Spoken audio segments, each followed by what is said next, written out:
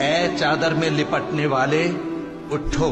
اب خبردار کرنے لگو اور اپنے پروردگار کی بڑائی بیان کرو، اور اپنے کپڑے پاک رکھو اور شرک کی گندگی سے تو الگ ہی رہو، اور اس نیت سے احسان نہ کرو کہ اس سے زیادہ کے خواہاں ہو،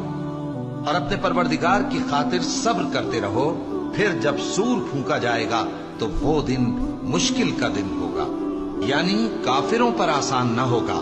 مجھے اس شخص سے سمجھ لینے دو جس کو میں نے اکیلا پیدا کیا، اور میں نے اس کو بہت سا مال دیا اور ہر وقت حاضر رہنے والے بیٹے دیے، اور اس کو ہر طرح کے سامان میں وسعت دی، پھر بھی لالچ رکھتا ہے کہ میں اسے اور زیادہ دوں۔ ایسا ہرگز نہیں ہوگا،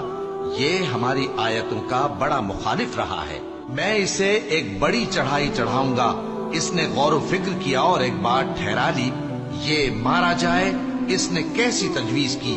پھر یہ مارا جائے، اس نے یہ کیسی تجویز کی، پھر اس نے نگاہ کی، پھر تیوری چڑھائی اور منہ بگاڑا، پھر پیٹ پھیر کر چلا اور تکبر کیا،